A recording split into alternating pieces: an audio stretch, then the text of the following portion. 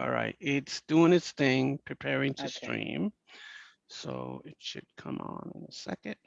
And once it's on, I'll just say, hey, All everybody. right.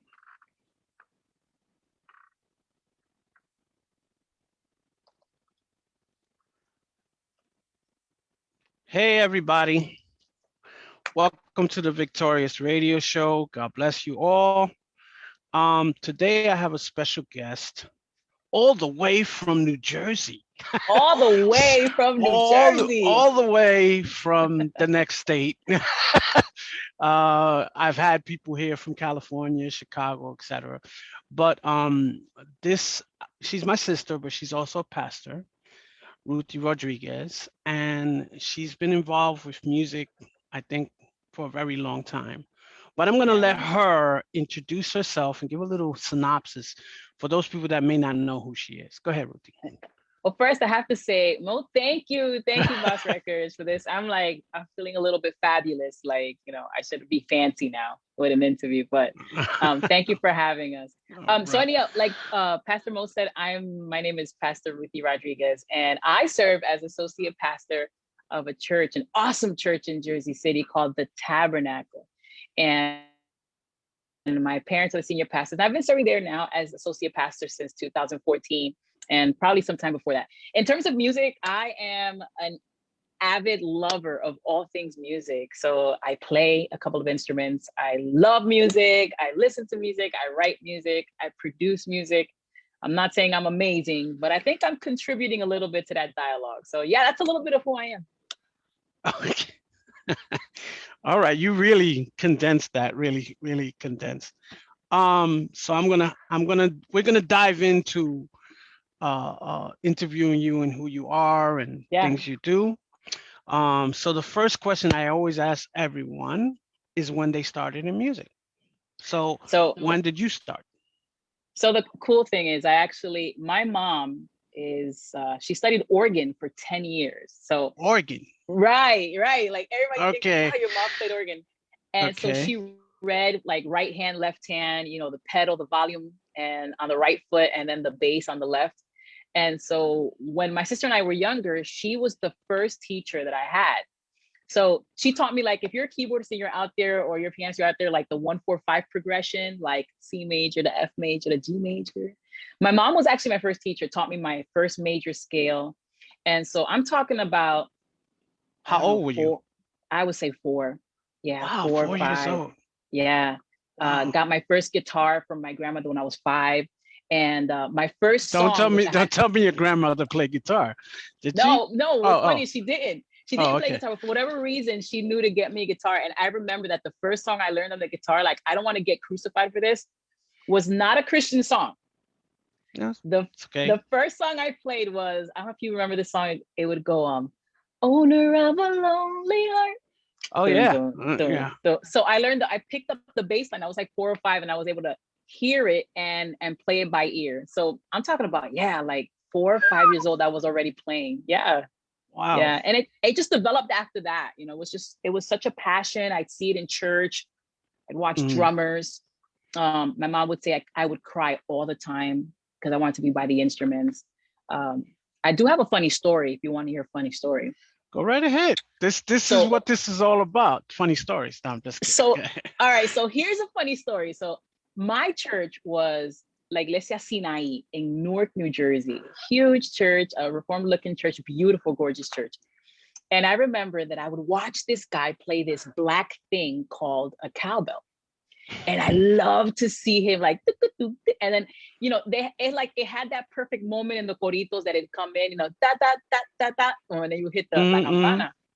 And I would sit behind him and I was like, that looks so cool. I know I could do that. I know I could do that. So I waited on a Sunday and I sat behind him. And when he put the cowbell down, because they were about to read scripture, I grabbed the cowbell and I ran to the back of the church. And in the middle of the song, I'm trying to play the thing, but the stick is too heavy, the bell is too heavy.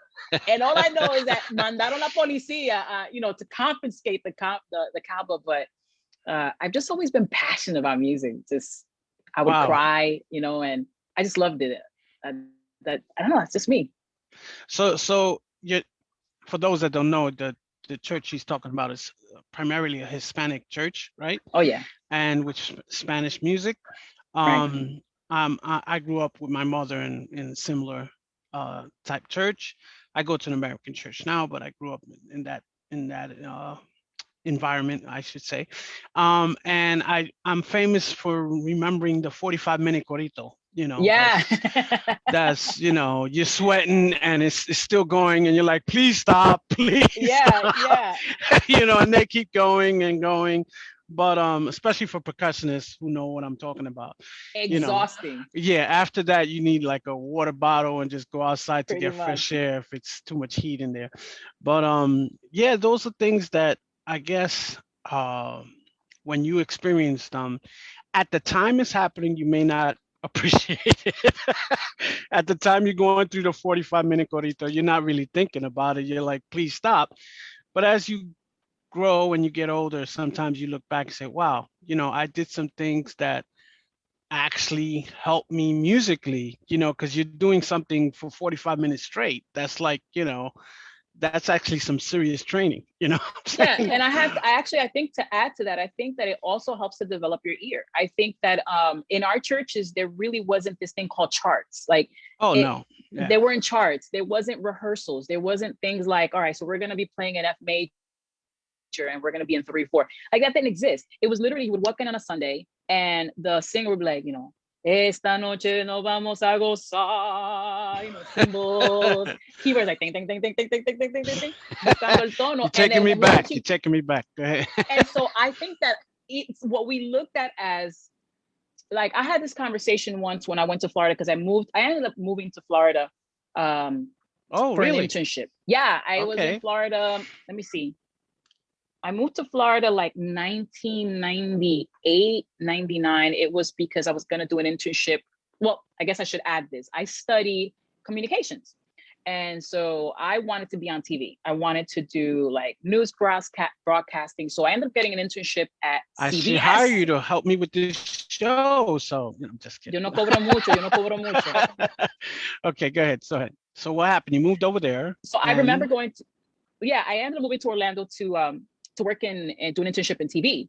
And I ended up connecting at this really awesome church called Bethel in Orlando, Florida. And I didn't know, like, looking back, I didn't realize that my time there, the 4 years I was going to be there, I was going to connect with such amazing musicians, people that were like, one of the guys that I connected with, and this is just un parenthesis, one of the guys I connected with did the talk box in Bruno Mars' 24 Karat Magic, oh wow. which is the opening talk box line. And he's actually the guy that taught me like tritone substitutions on piano.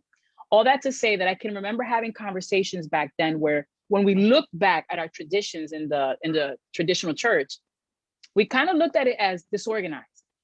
We looked at it as no kind of order, no kind of structure, right? And so now we appreciate the charts. Now we appreciate click tracks and sequences. But when you kept thinking about it, We you're like, we even appreciate ear monitors. right, like, listen, ears there was grew from bocinas. Like, there you was know what no I'm such talking thing as about. ear monitors at all. So, but No, go ahead. but it's this idea that even in that environment, there was so much meat that we could pull out of it. For me, it developed my ear. It developed my ear because I don't know if you know about this, Mo. You have to know about this. You would I, go to the conventions or the big services, right? And then there would be musicians, but then there would be a line of musicians waiting to take a turn. I Ah, know. okay. La I convenciones. Yeah, yeah, yeah. Go ahead. hay I know gente que exactly entienden what it. you're talking about. Right. And when Iglesia, I'm going to just say tal de tal because I don't want to say any names. Iglesia Yeah, yeah, tal de yeah. tal would go up there. Everybody would switch for that Yes, particular church. yeah. And when they came down, then it'd be a whole bunch of other musicians. Like, yeah, Right. yeah, I know what you mean. And so Yeah. I think the thing was that if you wanted to stay on that instrument, you needed to know what you were doing. You needed to know how to play the song, how to play the corito, maybe play the left hand with the bass line, and the ability to do that. And I feel like that's what helped develop my ear, is to be able to hang with the boys, right? And being Uh-huh. to hang with whoever was playing. And so I'm very appreciative of that part of my music journey, is the ability to be able to step into an event, whether it's a service, whether it's a gig, whatever you're Mm. playing, but the ability to pick up and to play on the spot. So to me, that's a benefit.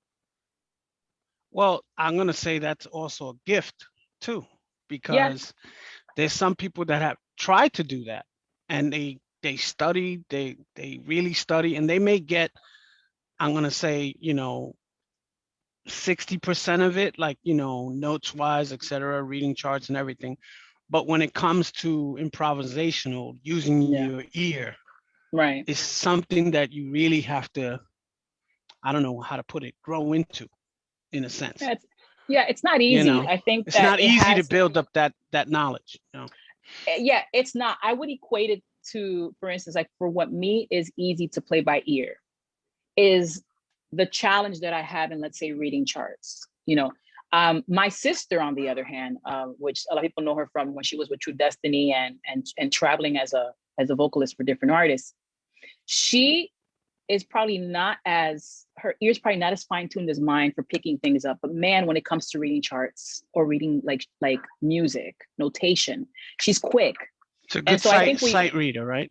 yeah, she really is. So I think that we all have our strengths, we Hmm. all have our weaknesses, and we have to understand what it is, work on it, and then find people that can help you grow in those areas. So yeah, I think that that's the beauty of the music community, is being able to help each other grow, whether it is in a traditional church, whether it is in the local convención de jóvenes, because you can find gems in those areas, Oh you really yeah, can. definitely. Now, you mentioned, yeah, the instrument guitar. You mentioned organ. How many instruments do you play?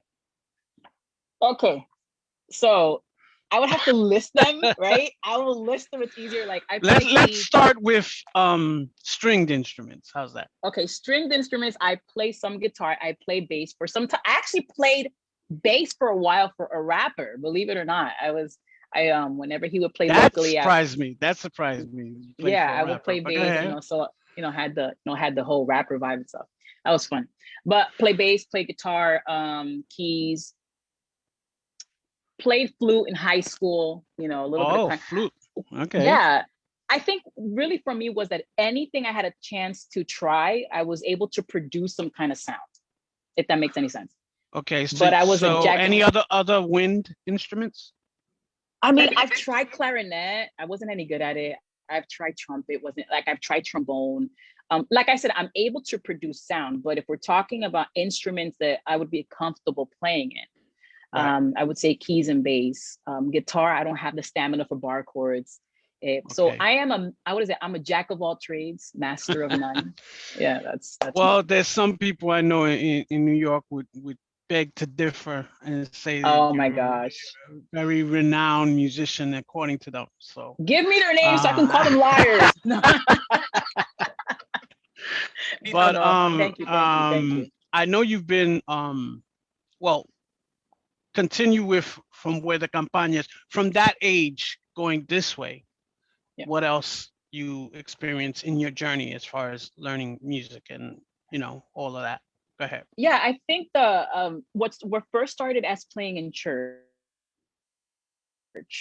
then transferred into playing for church artists, local church artists who were doing something musically outside of the worship or el devocional, which is what we called it before, the devotional. Hmm. Um, and so what ended up happening is that after that, I started to connect with different artists locally that then opened doors to working with some artists internationally. Right. And playing for a couple artists here and there. They came into the area, montándole la banda, putting a band together for them. That was really my journey. And that in and of itself, it's something that God put in my heart to share today, is that idea that, and I guess we can get into this later, like the message for musicians that are out there that might be in the same place that I was in. Well, I guess we'll get that towards the end. We But go middle ahead, to the end. Go ahead. middle Go to the end, middle to the end. ahead. But go ahead. So what But happened I after? think so. I started playing for or setting up bands for local artists and international artists that would kind of, what do you need? You need a bassist? I got you. You need a drummer? I got you. I got When you when connections you with. say when you say setting up, do you mean like they were coming to visit, but they weren't bringing their brand with them, and they needed a band put together to play live and whatever the event was? That type of setup. Yeah. So what ended up happening is that when my sister and I formed the band True Destiny, right, and we had a season where we were doing a lot of playing, and we God allowed us to have a certain level of access and reach.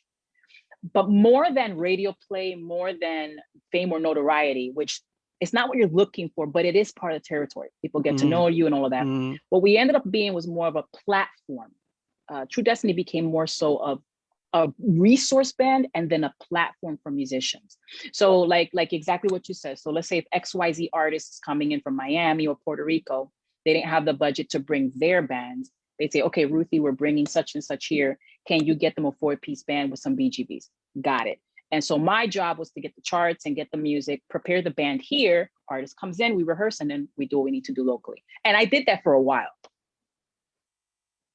Okay. And did that ever branch out to like somebody who's a singer and saying, you know what, I have these songs, I want to record them. I want your band to play all the music for the recording? We never had that experience per se. However, and I say this with a certain level of, gosh, like it is such an honor, Pastor Mo, I have to be honest, that what True Destiny ended up being was a platform, like I said before. So let's say if you were playing keys for one of the events that I had done, whatever, then through that, you got connected with other artists. So musicians that we played with, like Danny Hernandez, bassist, who played with Ingrid for many years, and then just recently was touring with Christine Di Claudio. Joshy Swing, who plays with Ingrid Rosario. You know Josh, come on, everybody knows Swing. I know Josh. We got Swing. I played with Chris Mercedes, who now plays with Prince Royce. Juan Carlos Mendoza, which Mendoza is just like the man. Play with a lot of musicians that ended up kind of connecting and networking. And so I'm always so grateful that God would think it was cool that he would use una dominicana that doesn't necessarily have all the expertise musically, but to be able to say, okay, come on board and let the Lord use you, let the Lord use you, let the Lord use you, let the Lord use you. So that's really what we became more, is more of a resource for artists, but then a platform where musicians could look back and say, okay, cool, I started there and now the Lord has allowed me to get to where I am now. Wow. It's fun. I'm honored. I'm honored. I don't have the words, to be honest. I am. So have you been hired to, maybe just you, not a whole band, but I don't know, to record keys for this track, that track, etc., stuff like that? Yeah, and I have done work for albums, and I've done some producing and some songwriting. And I have to say that it was probably one of the most fulfilling times in my life and one of the more painful times in my life. It's weird, yeah. Okay, you're gonna have to explain that. Yeah. Explain what you mean the most painful. It's one of those dichotomous situations where the one thing that you love the most could actually be the thing that breaks you the most. And I just had this conversation recently because I feel like I've been through this journey with this. So what does all that mean? I think that as an artist, as a musician, music isn't something you do, right? It's who you are. Every time that I play, every time that I write, every time that I produce, you get a part of it. Like you get a part of me. Like this isn't like stuff that's just hanging out. Like I poured my heart into this. You may get a song where I wrote it in a dark place. You may get a song that I wrote it at the height of the mountaintop. You might get a song that was birthed out of an experience because of some healing or whatever the case may be that the Lord wants to communicate. Right. And so there were many instances where even when I played keys, Pastor, I'll tell you that there was an album that I did that as I was playing for it and laying down all the keys parts, right? I remember clear as day with my Pro Tools session open, and I'm laying down pianos and laying down pads and building all the auxiliary keys and hearing it back and crying because it was ministering to me. So things like that. Now, here's the other part of the equation, that music has that business aspect to it. Oh, definitely. So you pour your heart into this project, you tell a story through chords, or you write something that's in your heart, and then it gets shot down. Or it gets cut. In my case, I haven't had it cut. In my case, I've had artists tell me that's outdated, or that's whack, or did you like, that was what you sent me? Like, and so there was one particular project where that happened, and can I tell you, it me desconectó completamente. Like I literally was like, I'm done. Well, I've been obviously with Vast Records, I've been involved with countless recordings, but there's been something I've noticed when it comes to God's music. Um, Whoever the person is, the artist, the composer, whatever, they go in with something in their head as Hmm. far as what God's giving them to come through in the recording.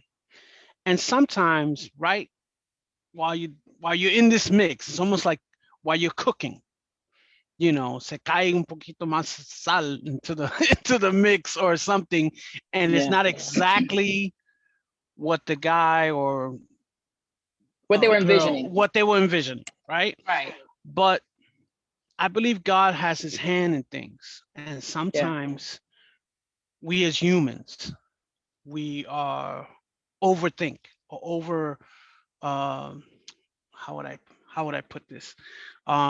Try We want it to be the best possible, but sometimes in wanting things to be the best possible, we don't let God flow through us. If you catch my meaning, and Yeah, I do. sometimes that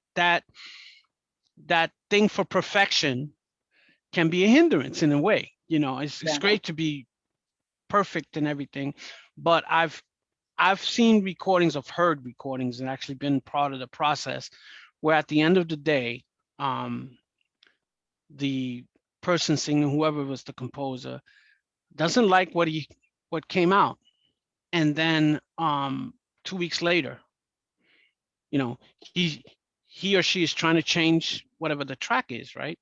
Now, I always do this as a practice, being an engineer and the Yeah. guys that work with me and engineers.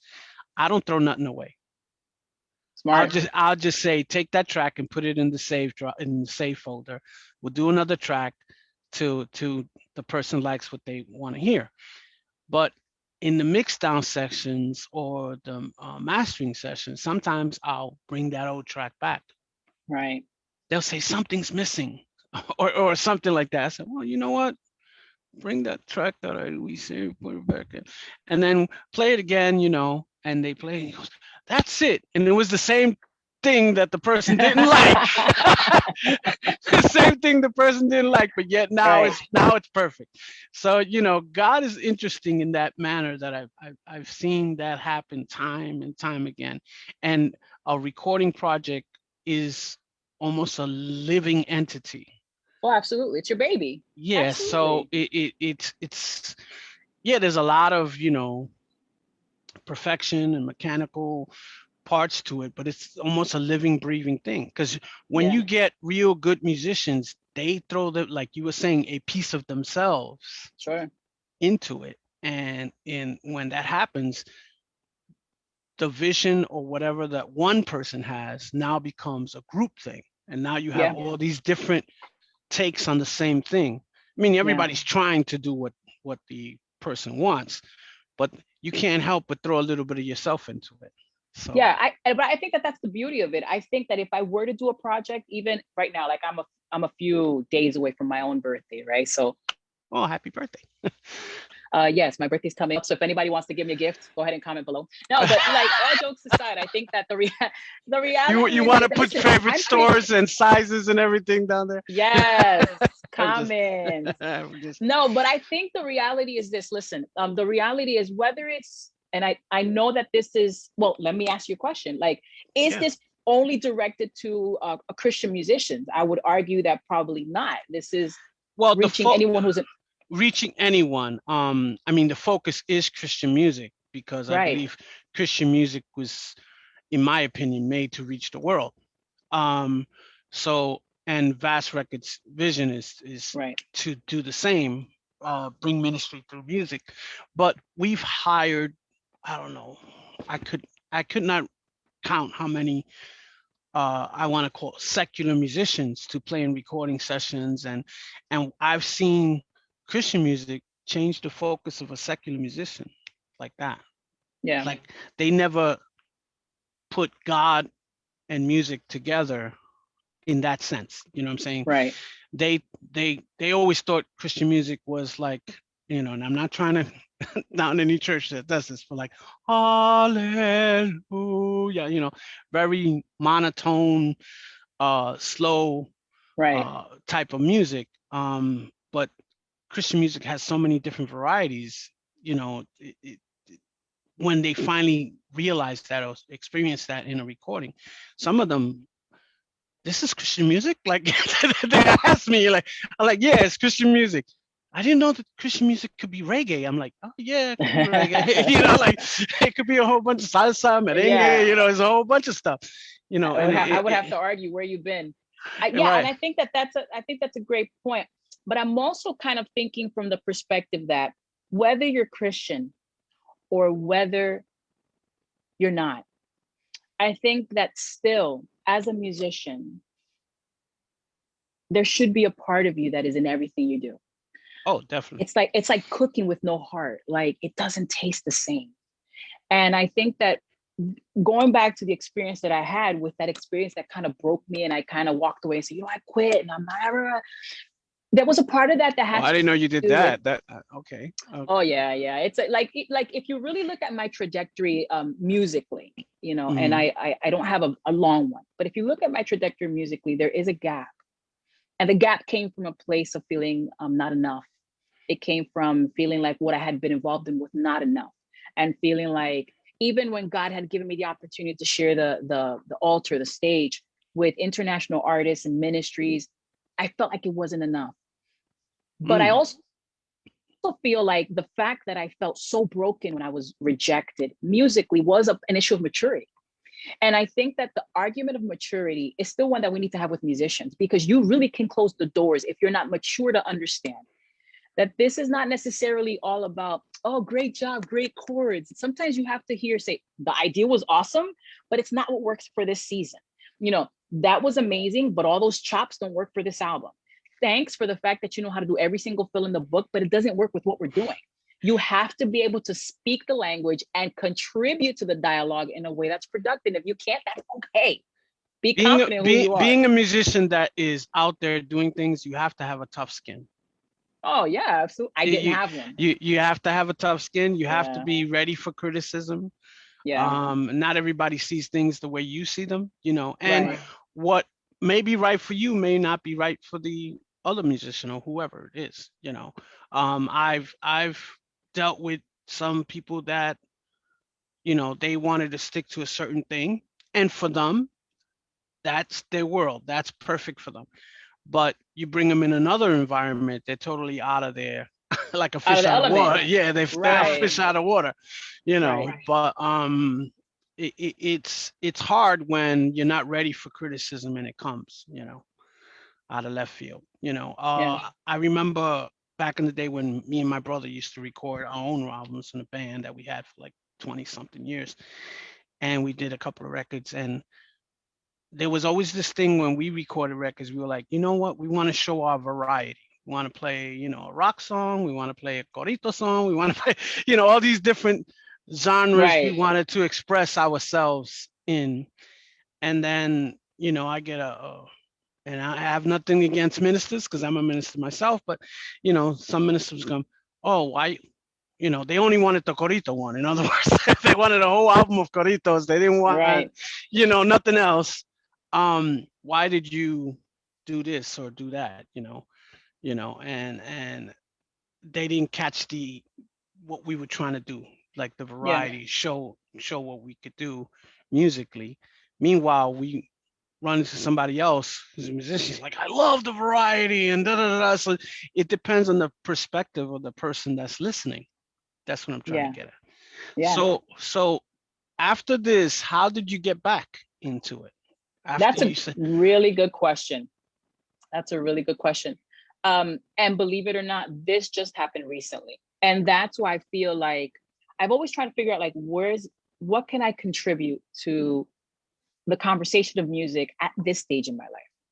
I'm not touring. I'm not doing any of that. And I'm not interested. If God has moved me into another arena, but the passion for music is still there. The gifting is still there. So right, what can I contribute to this conversation at this point in my life?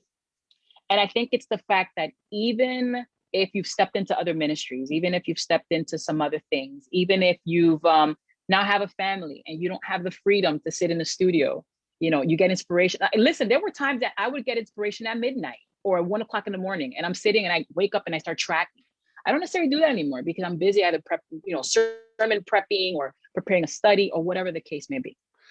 But Yeah, I think that pastoring does take and I speak from experience also. It does take an enormous amount of your time. it does. um and there's so many different things being hit that you're responsible for, and besides the time that you need to spend with family and all of that, when you're talking about music itself, you find yourself, when am I going to have the time to do this? You still have probably the Right. ideas in your head, right? It's still sparking, or no? No, well, yeah, it does. And I think that's the how do you, like, the question being like, how did you come back from that? And the fact of the matter is that it was after God just kept probing me. God just kept talking to me over and over again. And I couldn't escape it anymore. I mean, I know what it is to go to events and have somebody say, I see musical notes descending over your head. I'm like, okay, praise the Lord. Thanks for the word. But what am I doing with that? So I think it's Mm, being, like, all jokes aside, I think at this point in your life, when you do have the responsibilities, is being intentional with taking time out to be creative. And right. that's what ended up happening for me. For me, it was like I had to heal from the hurt, but also had to heal from the immaturity, because I'm not going to sit here and play victim. A lot of this was a woe is me mentality. I'm not enough. And I think that's a message that I really felt like I wanted to share today. I think we're a lot of times when we're sharing with people and young musicians, we talk to them about overdoing it, not playing pocket, and for those who don't know the terminology, pocket is really sitting where you need to sit in the band. Don't overdo it. Hmm. You know what I mean? If you're sitting there to play band, make sure that the bass locks with the kick drum. That if you're playing keys, that you're sitting in the band. But I think there's another part of this conversation. I think the other part of the conversation is the people that didn't feel like they were enough. They felt like they were in rooms bigger than them, in bands bigger than them. I'm not as good as that guy, or I'm not as good as that. I'm not good enough for this band. Or, oh my God, we got called to open this concert. We're not good enough. And what that does is that you end up shutting the door for yourself. And that was my story. It's the reason why, like I told you, in my journey, there is a gap musically. Part of it is, yes, what happened with that experience. But a lot of it, Pastor, was the fact that I was consistently having issues with the rooms that I was in. And when I'm talking about the room is, I'm not good enough for this event. Oh my gosh, they just called us for United Well, Palace. I'm not good would enough. you relate that with doubt? Yeah, well, I would relate that more with, yeah, you doubt yourself. That's I what I think mean, that doubting yourself. yeah, and you're right. There is healthy humility, and I think we need that. You shouldn't walk into a gig or an event or whatever you want to call it, whether it's a gig, whether you're playing for a service, worship event, whatever you're doing. You shouldn't walk in thinking like, I got all the answers. This is Because true. at the end of the day, we're a band. So I'm a part of a piece that will work great when we work together. But the other side of the equation is I'm so doubtful in what God has given me. I Mm, have I'm consistently questioning my ability. And listen, some of the people from my church are online right now. And they will tell you that I still sometimes work with that, where I'm not good enough. I don't have the chops, da, da, da, da, da. And what that ends up doing is it closes the door for you. It stops being humility and it starts to be a stumbling block. mm. Because you know what I'm saying? So it's like, if God placed you there, whatever it is, whether it's to MD in your church, and that's music director for those that don't know. If God called you into a project to produce something, if you're songwriting, I want to add this quick story about this, if that's okay. Is that cool? Yeah, go ahead. All right. So when I was, I would say about 3 or 4 years ago, I got an opportunity to play for one of my friends' events. Her name is Delki Rosso, House of the Arts International. She was hosting an event in Orlando. She calls me, says, Ruthy, I want you to put the band together. I'm like, cool. So I'm thinking I'm going to call certain musicians. All of a sudden, Pastor, the band gets bigger in terms of caliber, right? Okay. So, Uh-huh. and I ended up calling a friend of mine, I'm like, listen, because he can get me the back line, the instrument, todo eso. Bueno, el punto es, the guy I called was Danny Hernandez, right? So Okay. Danny, una banda, que sé yo. Okay, I got you, Ruthie, I got you. So I got Danny Hernandez, who at the time was playing for Christine Di Clario on bass, right? He gets me another friend of mine, Benny Martinez, who also plays for Christine Di Clario, who is in Nashville right now and is playing on everybody's album. Then he gets me um, an organist, keyboardist from William McDowell's church. William McDowell, like deeper fellowship. All right. And then he gets me to any drummer that's online and will be, he gets me Noah Smith, right? If you follow musicians, you know Noah Smith. And so I'm sitting there going, really? And he's like, oh, by the way, Ruthy, I want you to play auxiliary keys. I said, no, sir. And he's like, no, you have to do it. And I was like, no, sir, I'm not doing it. I'm not sitting there to make myself look like a fool. And like I was telling you, Pastor, there is the humility that is necessary. But then there's that you have part of you that is really like a self-pity and a self-doubt. Listen, there's a self-pity. You're hitting on something that somebody needs to hear. And that's why I do these little interviews, because I believe God uses us, even unbeknownst to us sometimes. We say certain things that somebody is going through something right now, and they're listening to you going, what? I'm going through, and it clicks. So right now, as my mother would say, yo tengo los pelos parados, like I'm, feeling the Holy Spirit. Yeah, exactly. So go ahead, keep going.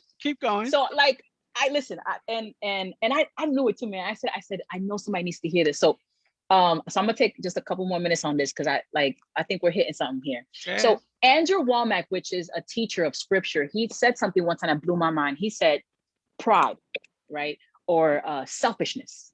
It's not just thinking I'm the best, but being selfish is also constantly saying, woe is me, woe is me. Anytime that you're me, whether it is to praise yourself or whether it is to down yourself, it's selfishness. So all that to say that stayed with me. So Danny tells me, no, you're playing auxiliary keys. You're playing strings. I'm like, no, I'm not. I can't hang. So finally, he convinces me to the point that I go to the event and I'm sitting there with these monsters, like monsters. Like they were taking the simplest songs and they're just like, they played, we're going down in the river. Like, okay. Mira, le hicieron un arreglo that I was just kind of like, all that to say that it was my birthday. Arreglo is, for those English speaking, is arrangement. An arranger, right? They completely flipped this thing. It was like, I'm sitting there. I'm the type of musician that if I love something, I'm going to scream. I'm like, yes! And I'm doing all of that. But the whole time I'm playing, and can I tell you, I was lowering myself in the mix. I was intentionally lowering myself. I was lowering the keyboard so that in their mixes, they wouldn't hear me. So finally, my birthday hits, and my best friend says, girl, this is your opportunity. You're playing with musicians that you like respect. You need to play. So I sat there, Pastor, and I think this is what somebody needs to hear. Like, each musician at the end of the night, we just started vibing. I mean, they were just playing chords, and it was just amazing. The energy was like on 1,000 in that room. People didn't want to leave because the band was going in. And finally, they're all taking solos. And I said, oh, Lord. It's going to come to you.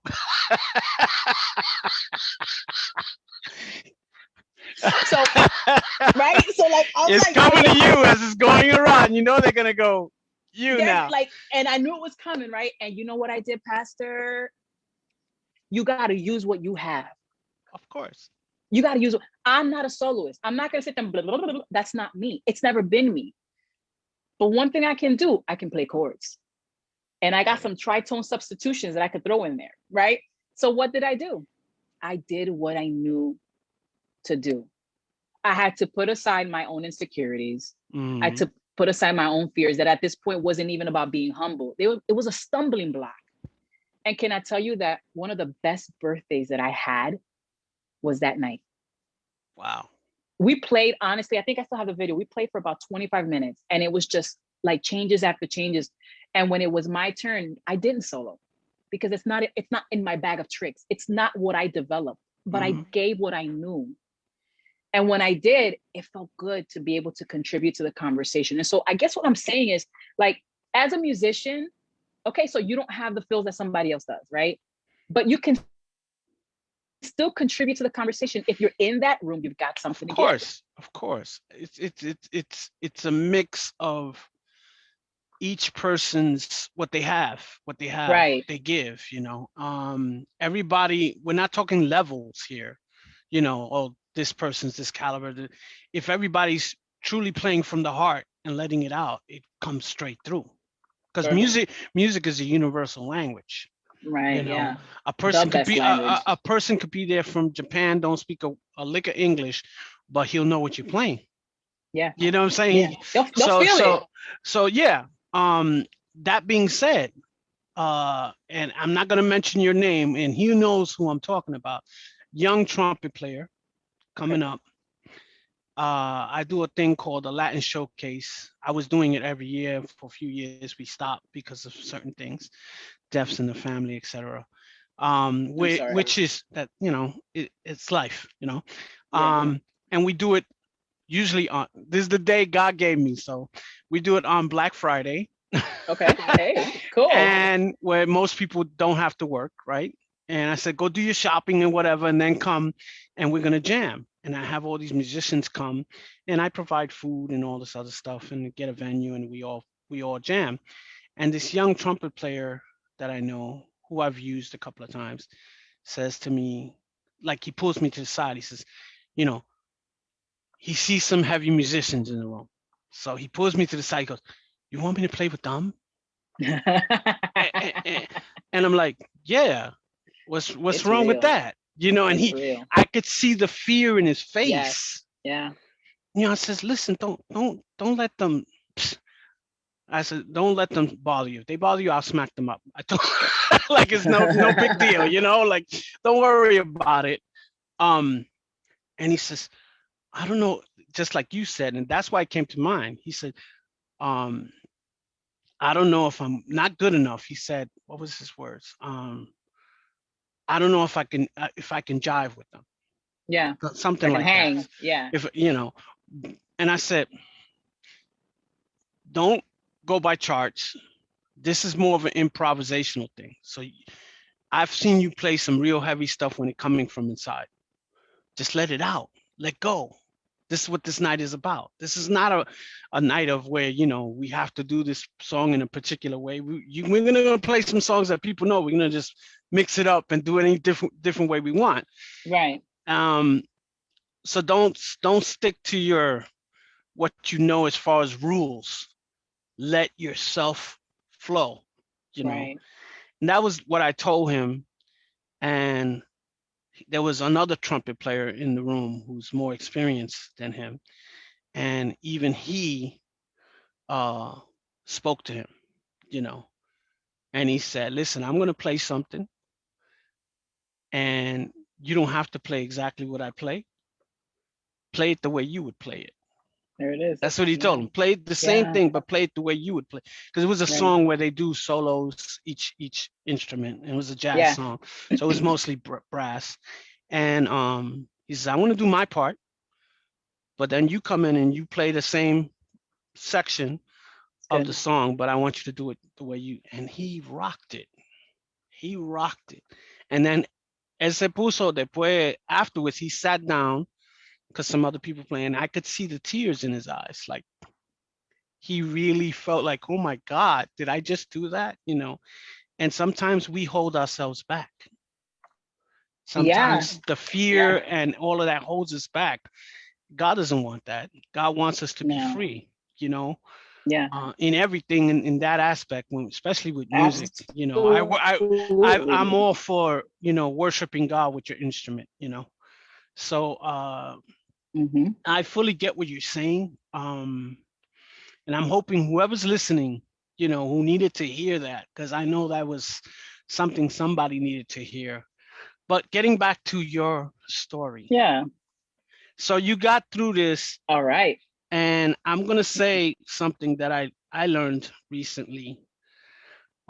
There's something about the reluctant servant in the Bible. Jonah was one, right? He went Right. the other direction, and he got swallowed by a whale and brought back to where he needed to be. Sometimes those fears and those things make us go in the wrong direction. Yeah. And Absolutely. I know God, if God has a purpose in us, even though we may be a reluctant servant, He'll gently turn us around and bring us to where we need to be. Yeah. And I believe that this whole experience that you went through, in a way, God was preparing you for something that you may be doing in the future.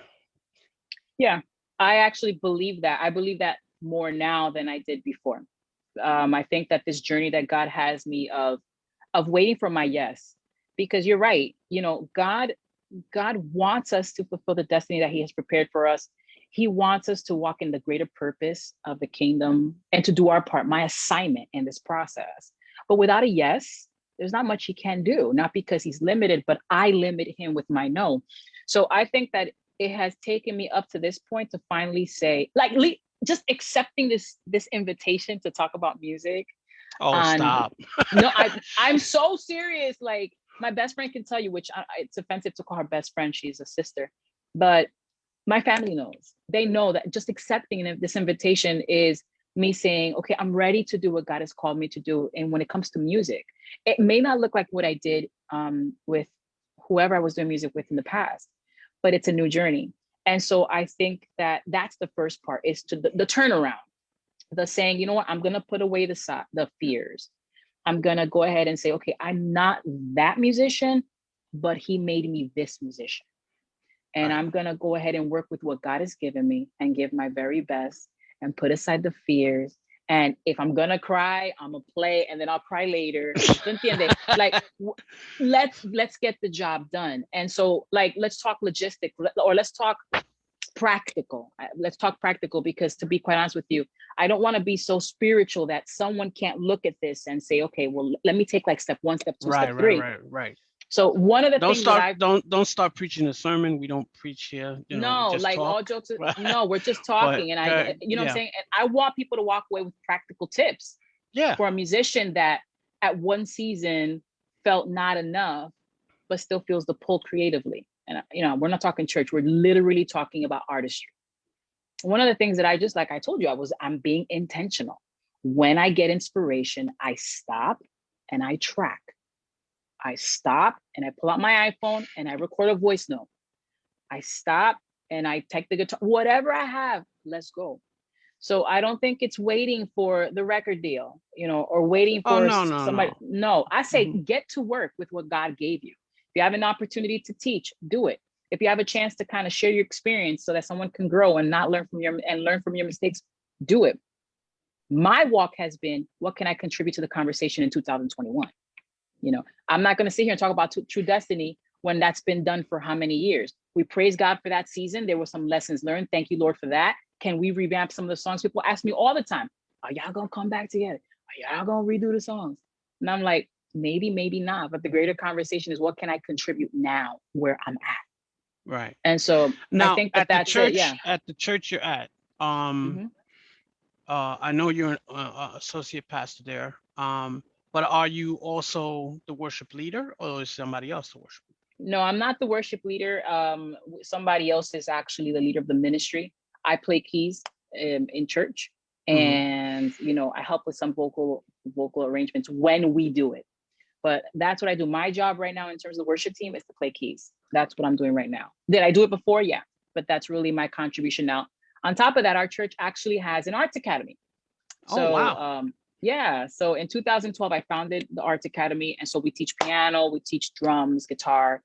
My sister is on board and she teaches voice some semesters. So that's been musically, that's what I do I now. may touch base with that with you later at a later date. I have some people, young people in my church who Nice. are very interested in learning some new stuff, and we were looking for some place to send them. So it might work Awesome. out, We're here. But go on. So I guess I'm trying to get to you're now pastoring, Yeah. and you have this big turnaround, and you're going to be doing this new season of Yeah. music. Let's put it that way. New season of Yeah. music, right? And you're categorizing basically your time, because pastoring takes a lot of time. Mhm. Um, do you find that pastoring gives you a different insight into music? A different insight into music. I would argue, no, it doesn't give me a different insight into music. Okay. Because I was preaching recently and I was teaching the church that as a pastor, when I'm on the altar, I am teaching and I am preaching, but the artist in me will always come out. And it comes Gotcha. out in how I teach. It comes out in how I preach. I'm real dramatic. I tell stories. I'm a storyteller. And it comes out because I'm an artist. You know what I mean? That's that part of it. Right. However, what being a pastor does for me is that it shines a light on how important it is to have a ministry that has the resources that they need to do what they do and do it well. And that's something I've always known and something I've always felt. And I thank God for my parents that they appreciate the arts, they're artists themselves. But I see that more now. And so like, if I had the money, all the money in the world, I'd be like, boom, dale, like get what you need, get the mics you need, get whatever you need to make it happen.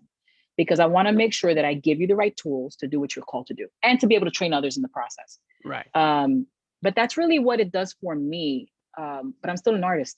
I'm still an artist, and I will continue. I will be an artist to the day I die. I'm a musician. It's just, it's who I am. You know, it's how God wired me. There are some pastors I know who were more into music, I should say, music ministers and whatnot. And as soon as they became pastors, they dropped music altogether. Like, boop, that's it. Yeah. I'm I'm I'm not in that category. I have to be involved with music, some shape, form, or fashion. And I don't know. To me, being involved with music, especially with God concerned, and I'm not trying to get all preachy. Um, it's like music got me to this point. Yeah. So why would I drop it now? Like it didn't make sense to me, and I don't know if I'm speaking out of turn, but it didn't make sense to me. Music got me here, and I'm just gonna add on whatever ministry, whatever open doors God has for me, and continue what got me here in the first place. Yeah. So I feel the same way. I do feel the same way, but I'm also cognizant of the fact that there has to be adaptation. I can't offer what I used to offer musically. Like, I'm going to be honest with you. I play at my church, but I'm already thinking that that's not going to be much longer. You know, I can't be the keys player every single Sunday. I can, but that's a season that already has a clock on it. Doesn't mean I'm not going to play. Like, doesn't mean I'm not going to invest in gear. Like, I'm still going to buy gear. I'm still going to work in music. I'm still going to produce. I'm still going to do all that. But are there's you are other you things that, are you a gear geeky? As if they I say. had the money, I would buy out Guitar Center. Like, that is so me. I love that stuff. You know what I mean? But being a pastor, or, let's take pastor off the table, but really working at higher level ministry, or even take out ministry, higher level business. If you're running a business, have a family, you can't necessarily contribute musically what you did before. Like I True, said, I true. have tracks in my computer. I have tracks on my iPad, my iPod. I just dated myself. Yes, you did. I have tracks on my iPod. I have tracks on my keyboard that say 3 a.m. because that's when I got inspiration. I don't do that anymore. I just don't. So then the question becomes, what am I going to contribute with my gift? I still have to contribute. I still have to give something. So what does that look like? And so I think that that's the place where I'm at right now. Is it songwriting? Is it producing on the side? Is it teaching a new generation? Is it listening to the worship team and going, you know what, we got to do something better with the live stream? What can we do to make it sound better? What can we do to get better gear? What can we do? Got to contribute in some way, shape, or form. Yes. Have to. Okay, so I'm gonna start hitting you with some questions, and Okay, I'm ready. I Hold warned on. you about this. I'm Okay, ready. the first question is, if you met yourself, you now, how you are now, your knowledge now, but you meet yourself when you was, let's say, 20 years old, Yeah, what would you tell yourself? easy. Stop closing the doors. Period. I'll stop closing the doors. And it goes back to that conversation on doubt. Right. It goes right back to that. You know how many, Pastor, do you know how many doors I closed? Listen, I'll give you a story. So here's a funny story, right? Ready for this? I don't know if I should mention names. Should I mention names? I usually don't, but it's up to you. It's up to you if you want to All mention right. names. So I was called to play with this band. They were bringing in 3 major Christian artists, right? That sang together. I'll leave it with that. Con eso dije todo. right? Okay. So it was a concert with three major Christian artists that were touring together at the time. So there's this one song that is the song. Like, this is the song that everybody knows. Like, you're not a Christian if you don't know the song. Like, your salvation Oh, está okay. en juego. Okay. Point is, here's the song. I gotta play the intro. For whatever reason, the MD decides, Ruthy, you got the intro. And I'm like, oh man. So famous intro. Like, when the intro starts, the house goes nuts. So here we are. I got him in my ear. He's like, all right, here we go. Here's the track. It's coming. All right, I'm gonna start the sequence. He starts the sequence. And when the click starts, I lose the click out of You my mean mama. oh, Yes, se me fue, se me perdió. I lost it. So I can't hear if we're on beat 3 or we beat 4. Is like, I just don't know. And when I oh. played that intro in front of 700 people, I messed up the intro. I mean, this is like trágame tierra. Like, this was the absolute worst. And do you know why Okay. that happened? You know why that happened? Because of the self-doubt that I had practiced it. But because I questioned my ability to do the job, it was a self-fulfilling prophecy. And so if I had the opportunity to talk to myself back when I was 20, 21, 25 years old, 30, I would say to myself, you have got to stop. You did the work. God placed you here. Just go. Just go. So needless to say, that artist never called me back. So I wouldn't call me back either if I messed up that song. I wouldn't call me back. Okay. Oh wow. Yeah. Okay. It's pretty bad, guys. Yeah. Next question. Yeah. Go for it. I'm nervous. If it don't this one's actually pretty easy. Okay. If there's somebody listening or watching this interview and they are 20 something years old and coming up, whatever instrument, doesn't matter the instrument, they're a musician or a singer, worshiper, whatever. And they could be in church or out of church, no matter. Right. What pearls of wisdom would you tell them? Two things. I think invest in your craft. Invest in your craft. If you're going to do this, then let's do this. That means getting the education. That means getting around musicians that are like-minded musicians. That means if you've got to work to get the gear, do it. Because if you really put together the times that you go out to eat, put that money together and make a layaway and go get yourself a better piece of equipment. Well, Pastor, can't I learn on something I started? Absolutely. But the idea here is to invest. If you really feel you've been called to do this, if you really feel like you're called to really make some music and make an impact in the arts, then invest. That's the Mm-hmm. first thing. And number two, treat this like a gift from God.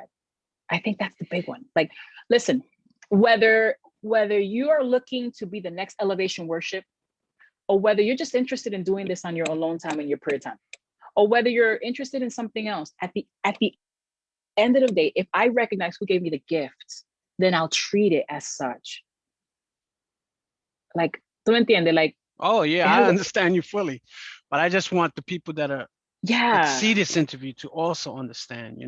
yeah. I think, listen, those two things are huge. Like, investing in yourself, and like, okay, if they don't have the money to get the gear, if they don't have the money to take the lessons, you have the ability to take a taxi, a bus, whatever you want, and get yourself to a concert and watch the instrumentalist that you respect or that you honor and ask questions. And sometimes, unfortunately, you'll run into those musicians that don't want to give away the secret because they think they have a magic sauce that no one has access to.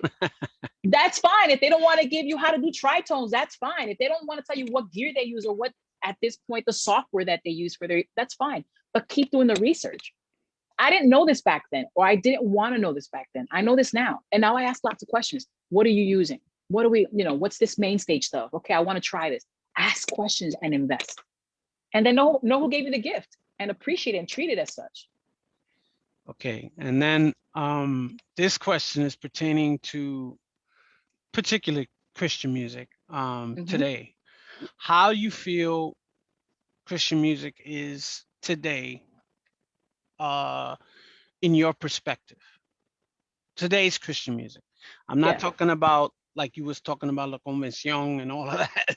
I'm talking about today, as far as Christian musicians, Christian music, worship, especially in this world now pandemic, pre-pandemic world or whatever. We're not totally out of the pandemic, but you know, you know what I mean? Like in this day and age, how do you feel about, or what's your perspective on Christian music? Your perspective. So my perspective is that the natural tendency of the generation that is looking back is to say it's not as good as what we have. And I think that that's the natural tendency. Oh, it's not as creative. Oh, they doesn't have the same heart. And unfortunately, I'm not a part of that school. I'm just not. I'm Mm-hmm. not. Because the fact of the matter is that I could say that about the generation before me, and then somebody in front of me said that about me. So no, I don't argue that. I think that this generation is very creative. I think that some of the songs that are coming out of different worship camps are a sound that need to be reckoned with, not only because of where they take you spiritually, but in terms of production quality, in terms of musicianship, in terms of creativity. I think it's there. I do. I love the fact that I can go into my Spotify and I can hear a Maverick City Music with their very kind of farmhouse sound, and then flip and listen to Gavi or listen to Alex Zurdo or listen to Mm. Freddy Milo, has been on for a minute, or switch and go to Cristina Di Clario or go and listen. I can do that. And I think that that's the beauty of music. That's the beauty of worship. I think that I don't have any issues with the music now. I don't think that they've fallen behind. I don't think they lack creativity. I think every generation has their strengths. And so my job is to appreciate what we have. Okay. Scripture says it. Escudriñarlo todo, retener lo bueno, desechar lo malo. Study it all. Right. If I'm not feeling it, if I don't like this, fine, put that aside. But what can I pull from it? What can I benefit from it? What can help me grow? And I think that that's the And state of worship now. I think we're in a great place. I do. just adding to that, I feel that the internet and technology has opened Absolutely. platforms to people that we would have never heard them Absolutely. back in the day when it was just, and I go way back to cassettes rather than CDs, but back in No, them days, I got you cassettes. better. A tracks. Oh, I know 8 tracks too, A but I wasn't tracks. recording 8 tracks. When Vast started doing Right, recordings, we were right, doing cassettes, high bias cassettes, had to be high right, bias. right. But yeah, those days limit like the reach. The access, yeah, for sure.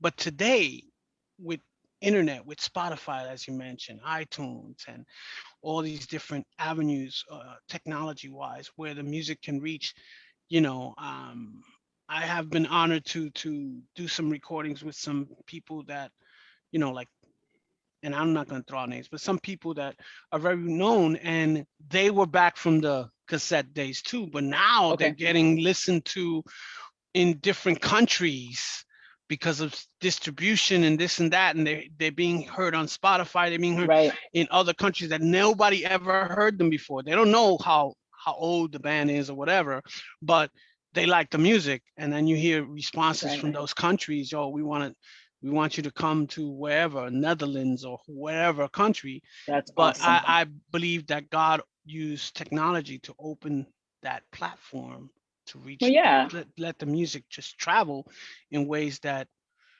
was limited before, you Well, know. think about what happened during the pandemic. Like, I literally could walk out of my virtual service at 12:30 and I could sit in the service of TD Jakes, Burdick, Mike Todd. True. That's a perfect thing. Like, by Sunday night, I had visited 6 or 7 services. I couldn't do that before. I couldn't do that with music. So what you're saying is vital. Like, the internet has been instrumental to the access that we have to music. But I think the conversation about where's the state of worship, where's the state of worship music in 2021, in this decade, whatever the case may be, I think it's where it's always been. I think we have creative people, and I think we have music that could improve, and I think that there's music that's great. I think there's music that production wise is stellar. I think it's good. And if I'm gonna pray with it, it's awesome. So I think we're in a good place. Internet's fantastic to disseminate the creativity that's happening in people's houses, because you don't need record labels anymore. You don't need massive manpower. You know, Granted, I Home will say studios became like the biggest thing now. So, everybody's home doing it in their studios. house. Everybody got their own YouTube channel. So Exactly. I could put on my own music and then now I will say this. I will add this. I miss the days of liner notes. I miss the days of opening up a CD and being able to read who played on the project. Oh, Vinny Colaiuta's on that. Oh, tremendo. Like John oh, Patitucci. that's No, you're true. kidding. That's I true. miss the day of liner notes. I miss the days of getting a full body of work because now singles is the thing. You know what I mean? But at the end of the day, if Mm-hmm. we're talking creativity, if we're talking inspiration, I think we're in a good place. And we have to give them credit. Like, I'm not going to sit here and take credit away because I'm not playing on it or it's not my generation. No, you guys are doing a great job. Sigan adelante. I've heard some young groups with some stuff that I stood like, wow, Yeah. wow, and Yeah.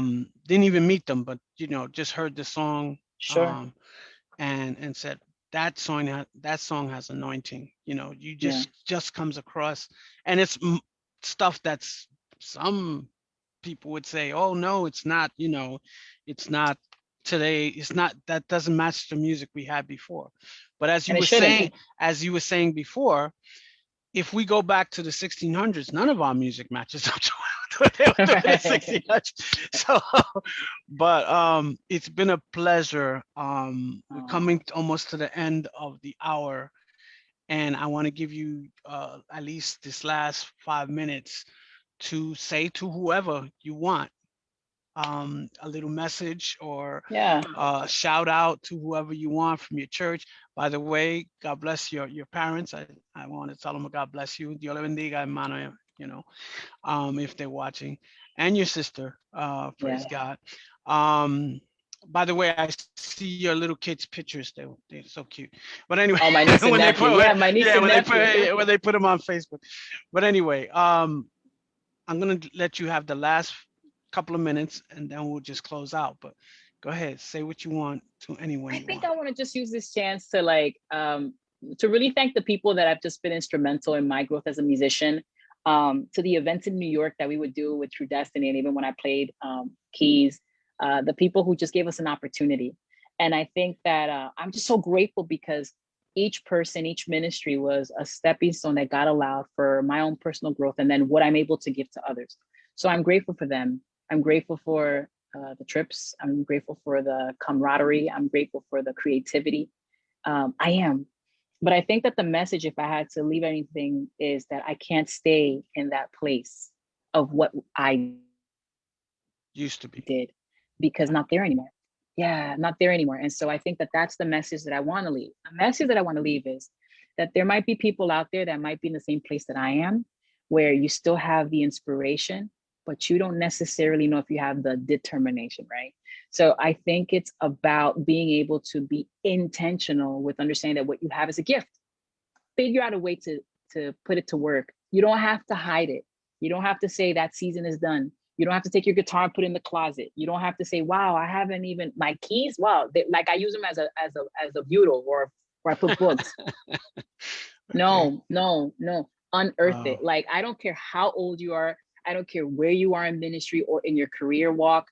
If you still feel like you have a gift, take advantage. Do it. Take some time and continue to, I guess, work what God gave you. Like it's never too late. It's just never too late. It's not late for me. I thought it was, and it's not. And I'm still listen, I was sitting around the other day and I within 2 hours I wrote 6 songs. You know what I mean? Go ahead. Which bad so. Yeah, I'm not saying it's good. I'm not saying they're good. I'm not saying they're good. I'm saying that at least it came out. But like that's my advice today. Just go. I don't care where you're at in life, just go. I believe these are all good pearls of wisdom. I choose to call them. It's been a pleasure interviewing you and having you on the Thank you. show. And one thing I do have to say is that, and this is just to add on to what you were saying, God works in seasons. And sometimes you're in one place in one season, but that doesn't mean, you're not going to move into another place the next Right. season and another place Yeah. into that season and so on and so forth. So we have to be cognizant of the fact that life is a journey and each day is precious, Yes, and it if is. we have the gift, then get to it. Yes, sir. As you That's said, it. you know. So God bless everybody. Thank you those that came on, and Thank this you. will be on YouTube a little later, and I'll send uh, Pastor Ruthy Rodriguez. It sounds so official. I know, right? The link so she can share it to whoever she wants to share it. God bless you guys and thank you for being here. Bye bye. Bye bye, everybody.